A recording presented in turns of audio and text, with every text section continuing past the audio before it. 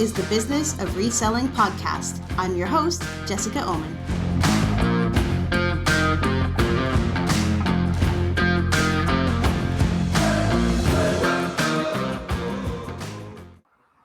Hey everyone, it's episode 7, and in this episode, I'm going to start part 1 of a series about sourcing. The most common questions I've been getting since this podcast started have to do with sourcing. Where to source, how to source, what are the secrets for sourcing? And it's understandable because sourcing is really the basis for everything that we do as resellers. If we don't get sourcing right, then that's going to trickle down and make our business less efficient and less profitable. So we're going to talk about sourcing for the next few episodes. I'm calling this series Sourcing Strategies for Six-Figure Sales. And this is going to be part 1. I'm not sure how many parts there are going to be of this series. I'm just going to keep talking about different aspects of sourcing until I've answered all of your questions and feel like I've covered everything that I can to do with it. Before we get to that, another mention of the Boss Reseller Remix coming up in Las Vegas in October. I'll be speaking there, and I'm very excited to take part in this event. I think it's going to be fantastic and well organized, and the people who go are going to learn a lot.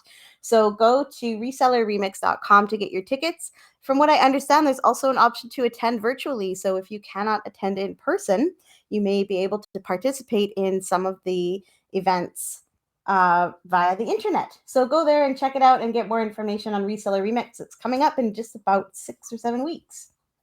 A little update on sales. I don't know about you. I've been hearing from other sellers as well that August has had a nice uptick in sales. And that has been the case for us. Things have been looking up quite a bit since the significant lull of May, June, and July. Those were challenging months, more challenging than I was expecting them to be for sales. But August has been much better. And I can't really explain why specifically for us. I can say that we do have an influx of the types of items that sell pretty fast. We have some good DVD and CD box sets, live concert series, and things like that from classic bands. Those always sell really well, and we have a whole bunch of them. And a lot of those are worth, $100 and up. We also purchased a bunch of 1/18th scale diecast cars, which are very popular, and some of them were more rare collectible models, and those have been selling really well for us.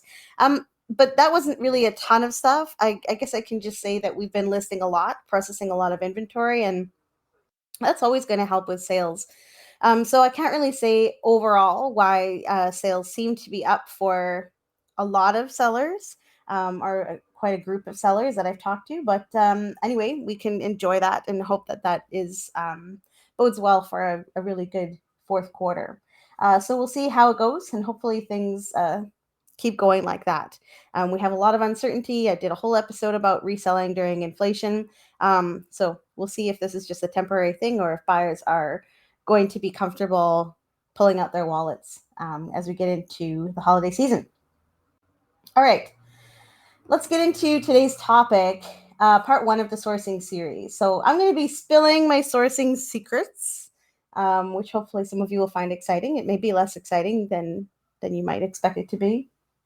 But I want to answer some questions that I hear about sourcing, like why does everyone say you should source higher value items and then not tell you how to do it? I know that's a point of frustration for a lot of people who watch YouTube channels and try to learn how to improve their reselling businesses. So I'm going to look at how to do that over the next few episodes.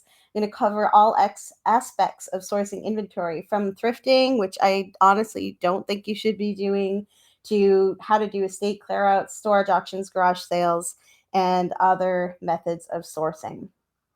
So on today's episode, I'm going to share our general strategy for sourcing and the kinds of things we think about when we're sourcing.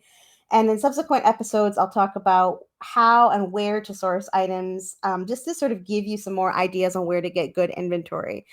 Whether or not these tactics are going to be successful for you depends a lot on where you live and the types of items that are available in your area. So some will work better for some people than others, but I'm going to tell you a lot of things that we've tried and what works and what hasn't worked for us. And that may be different than what works for you, but hopefully it'll just give you some insight that you may not have thought about before. For now, I just want you to start thinking about how you're currently sourcing and what parts of your sourcing strategy are serving you well and what parts are not. So today is to get you thinking about what you might do better. And in later episodes, we'll look at how you can start making a shift. So here's why you need a good sourcing strategy. Way back in episode 1, 6 episodes ago, go back and listen to it if you haven't. But I talked about supply chains. So if you want more context for this, and you want to learn sort of what the idea of a supply chain is and how it works and how it matters for your business, go back and listen to episode 1. But basically, as resellers, we're part of a supply chain getting goods from our sources, could be estates, thrift, garbage, or whatever, and getting those goods from there to the end customers. Creating a reliable, stable supply chain is very hard for resellers because you can't always know what kind of inventory you're going to get, how much of it you're going to get, and when you're going to get it, or how frequently you're going to get it. So that first step in the supply chain, that getting the inventory, that drives all of your sales. And as resellers, especially in vintage and collectibles categories or where we're selling unique items, it's really hard to stabilize that aspect of our business. And I think it's one of the biggest challenges for scaling up. But that kind of uncertainty is just a reality of what we do. And it will always be an inhibiting factor for scaling up beyond 6 figures, I think. So, as I always say, we need to look at what we can control and to try and stabilize sourcing as much as realistically possible for the type of business that we have. Remembering and being comfortable with the fact that efficiency will always be limited here. So it's really going to be about minimizing the impact of that lack of efficiency on the business overall. So that's one reason why sourcing strategy matters. I just mentioned efficiency, and many resellers don't try to make their sourcing more efficient, or they feel like they can't, and they use that as a justification for not trying. But if you want to scale up, whatever scaling up means for you, if that means going from $1,000 a month to $5,000, if that means going from $10,000 to $50,000, if that means going from $25,000 to $125,000 a month, whatever scaling up means to you, you can't do it by spending half a day sourcing at the thrift or at estate sales a couple of times a week and only coming home with a couple $100 in inventory. You will not reach 6-figure sales this way. And you certainly won't sustain 6-figure sales this way. And as I mentioned already, you can't always control what you find or how much you find, but that's why you have to leverage your time to get as much high value inventory as you can in the least amount of time. That's the efficiency goal that we're kind of trying to work towards. So I'm going to come back to that over and over again, is how we can think about that and what are the things that you can do to try and get more high value inventory while spending less time on sourcing. So another thing I want to mention is that you can't scale a business if you're sourcing nothing but $15, $20, $25 items. And I see this a lot with new sellers, and it's actually not a bad way to get into the business, to figure things out, sell cheap things around your home. That advice is good advice, and a lot of people give it to new sellers. But when you're not a new seller anymore, you can't build your business off of these cheap items. It's not scalable. It's not scalable because we can't put together processes that we can maximize the productivity of. We can't create assembly lines for vintage and collectibles. Each item requires a certain amount of care.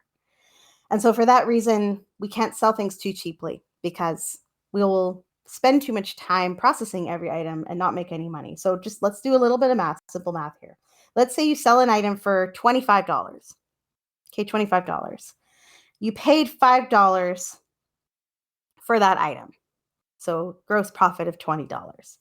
Now this meets something I'm going to talk about in a minute, the threshold of a 5-to-1 ratio, which is I like to spend 20% on something of what I'm going to sell it for. So I'll buy it for $20 if I can sell it for $100.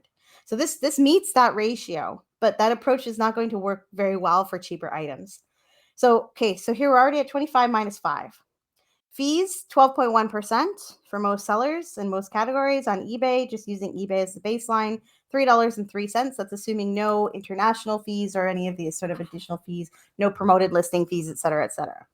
So that leaves you $17.97 on that item. Now, if you value your time at a minimum of $50 per hour, and if that sounds like a lot to you, realign your expectations with what you need to make, because that's honestly probably not even enough. But we're just using $50 an hour because it's easy to think about. If you value your time at a minimum of $50 per hour, you can't spend more than about 22 minutes on the entire process of sourcing, photographing, skewing, listing, massaging sales by sending out offers or putting things on discount, pulling, packing, and making a label for that item just to earn $17.97, or you are losing money. At 22 minutes, you are barely breaking even if you value your time at $50 an hour. And you can say, Jess, yeah, okay, but all of that takes actually less than half that time. 22 minutes, that's crazy. Who would spend 22 minutes? It's way easier to list that. I'm only going to spend 10 minutes on my item. Okay, fine. Whatever, you can probably do it faster. But we didn't even factor in your overhead, which could include warehouse or storage rent, utilities, subscription fees, and a whole lot more. No advertising, no marketing, none of the other monies that you spend in your business to try and grow it. So your profit is not $17.97. So you're losing money if it's taking you 20-ish minutes to process that item. Every single step from the moment you see it to the moment it leaves your hands, plus any customer service you'd have to deal with in the meantime, all takes up your time. So you're not making much on that $25 item. So unless you could process hundreds of those things every hour, your profit isn't scalable. Sometimes we will go, we in our business, we'll go to a whole bunch of garage sales one day. And it's actually been frustrating, especially during the pandemic, understandably so. But it has been frustrating to go to a whole bunch of garage sales and come home with nothing. Even if we could have picked a few $20 or $25 items at those sales, we often won't. Because that inefficiency of sourcing a bunch of cheap items is only going to trickle down through the rest of the business. So knowing that I'm going to have to do all of this work to make less than $20 on an item, I would rather not have that item. I would rather sit on the couch and watch TV or go and play tennis for half an hour. That's a better use of my time. We're better off going home with nothing than a bunch of lower value items that are going to take up our time in the business that we should be spending doing something more productive, or in some cases doing nothing at all because we can't work all the time. So you're not making money selling $25 items. You will never scale this. And that's why you need to source better stuff. So what else does smarter sourcing do?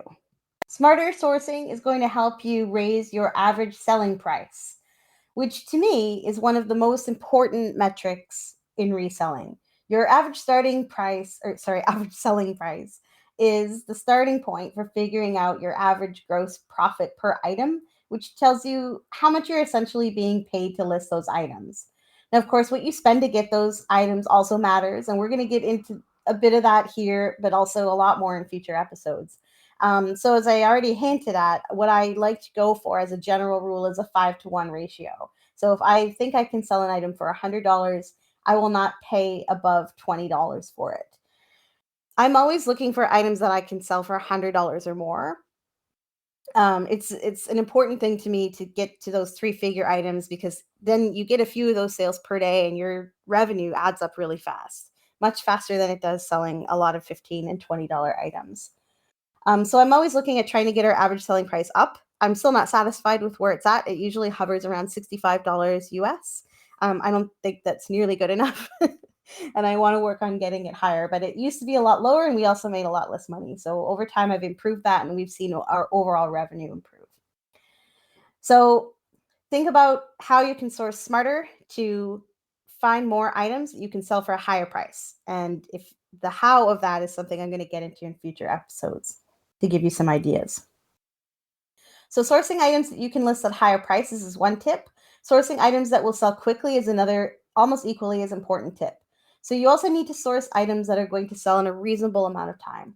And so I will admit, I don't keep track of exactly how long it takes to sell each item in our store. But I do watch the number of listings that we have versus the number of listings that sell over a set period of time, usually 1 year. So we're typically hovering around 6,000 listings at all time. That varies a little bit.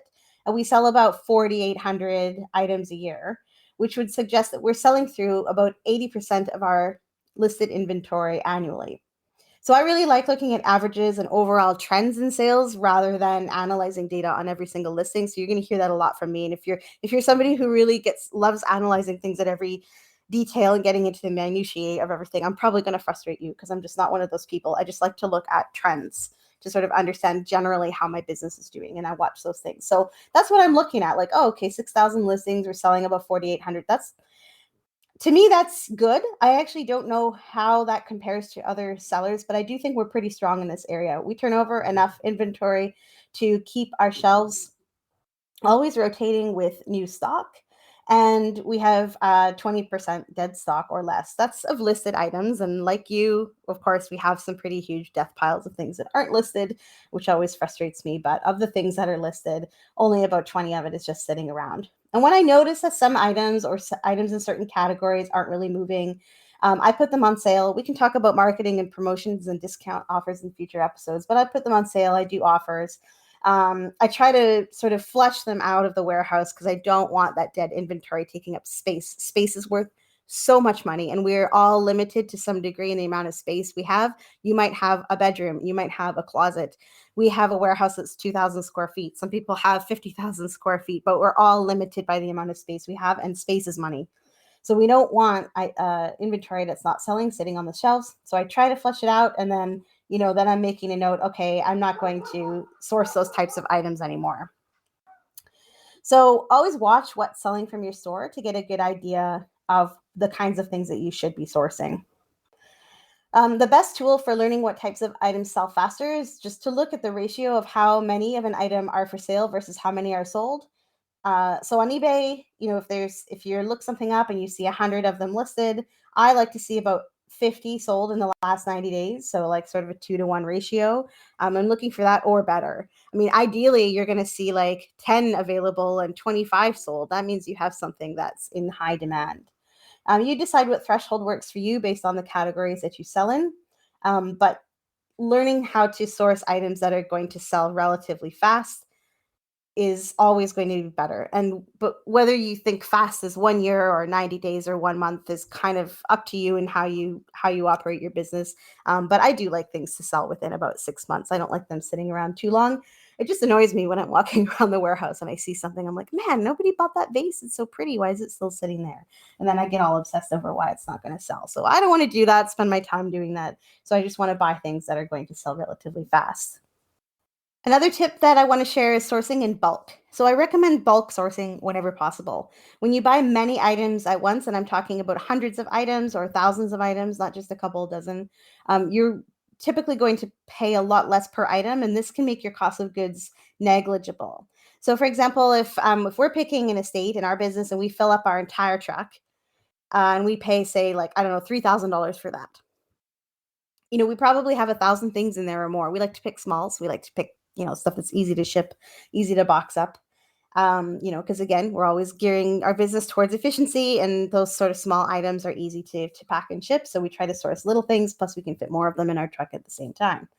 So $3,000, maybe we have 1,000 things in there, maybe more. And so I don't really have to think about cost of goods when I'm listing because it's such a small part of my overall expenses. I would probably say that on average we pay less than $1 per item because we're trying to buy like thousands of things all at the same time. Now, if you're limited on space, maybe thousands of things isn't feasible for you right now. But if you're looking to scale up and you've typically been picking, 5, 10 items when you go sourcing, consider 40 to 50 items. Work your way up in a manageable, sustainable way. Also, when you're sourcing in bulk, it's also great to source lots of the same kinds of items. So, one of the reasons this is important is it's a great way to get repeat buyers or collectors of specific items into your shop and buying a whole bunch of things at once. So, instead of buying one item, they might come in and buy 3 or 4 or 10 of similar items. So we can buy a whole comic book collection. We will. We recently purchased an entire collection of the Spawn comic book run. And there's always people out there who are trying to fill out their entire Spawn run. So we post dozens of Spawn books all at the same time. And somebody comes along and buys 6 of them. And somebody else comes along and buys 10 of them. Somebody else comes along and buys 3 of them. So this is getting those buyers into our store. They tend to make larger purchases, which is going to increase your average selling price, and they're very likely to come back as long as you're making them happy. So we love to source lots of the same types of items. As much as we enjoy the fun and the thrill of getting something unique, that is always great, and that passion is never going to go away. But as far as producing like productive, sustainable, and efficient business, we find that we really need that. We call it sort of that bread and butter.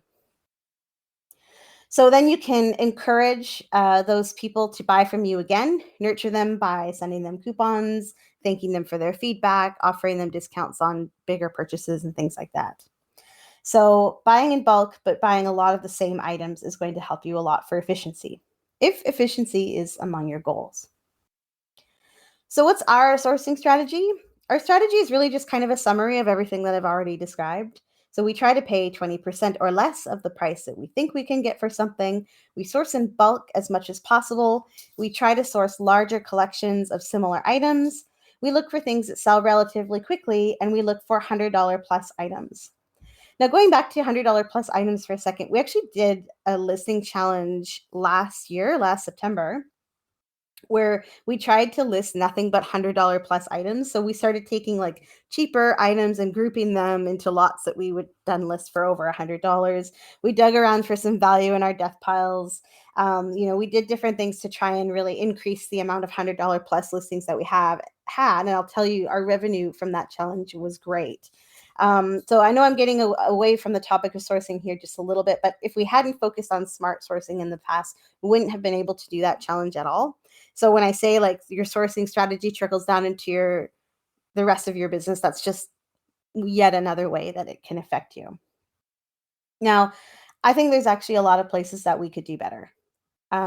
We still have about 1,800 $20 items in our store out of 6,200 listings. To me, that is like way too much. And there's different reasons for that. A lot of them are leftovers from earlier days of selling, or they're the result of like death pile projects where we just decide to push through and list a bunch of things instead of giving them away. Um, there's sometimes we don't always agree on whether it's worth selling a $20 item. I say it's never worth it.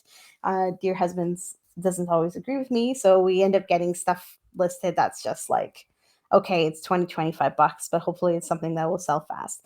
So we always have some of these cheaper items. It's not always the worst thing to have them. It can encourage bundling, so it can encourage people to buy a whole bunch of things at once, and that's good because then you'll have an average sale that's quite a bit higher. Or sometimes you just end up listing some cheaper items as you're working through a large collection or something like that. So you've gone through and found all the $100 items and you're kind of left with the shrapnel. And it's like, what do I do with it? There's still value here. Maybe it is worth listing it if I can do it quickly and efficiently. But for me, I think 1,800 $20 listings is way too much. And every time a $20 item sells, I'm like, yes, I've got to replace it with a $100 item now. So we can always improve on this, and I'm going to share with you some of our sourcing fails as well in some future episodes. We certainly don't have the process all figured out.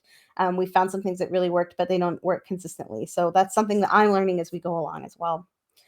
So thinking about all of this and why better sourcing is going to help you scale, as I wrap up today, these are the things I've talked about today are most of the reasons why sourcing is so important. Everything in your business begins with sourcing. It's that first step in your supply chain. So the better job you do of managing it, the healthier your business is going to become. Everything starts with your sourcing strategy. It's one of the most important things you can focus on in your business. So call to action for today. I've been a bit slack about specific calls to action, but I want you to follow this one. So sit down and think about what the flaws in your current sourcing strategy are. Do you buy too many cheap things? Are you afraid of spending the money required to buy in bulk? Do you spend too much time sourcing and get very little that you can actually sell? What are your sourcing woes? I would want you to share them with me.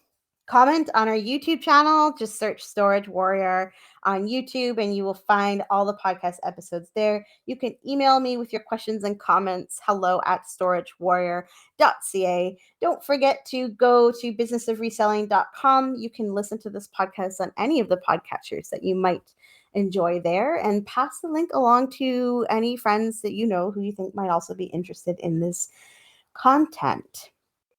As always, we're always buying. And if you know anybody in the Vancouver area who is selling a large amount of stuff, let us know. We might just be interested in purchasing it. We would love to be connected. Okay, that's it for today. Next week's Just the Tip probably will have something to do with sourcing. Our next few episodes are going to be all about that. So now is the time to be asking me your questions and commenting on what you want to know about sourcing. So what are the issues that you're having? What's going on with your sourcing strategy? Where are you the most frustrated? I want to try and address all of those things in future episodes to really empower you to improve your sourcing and grow your business. That's all for now. Have a wonderful day.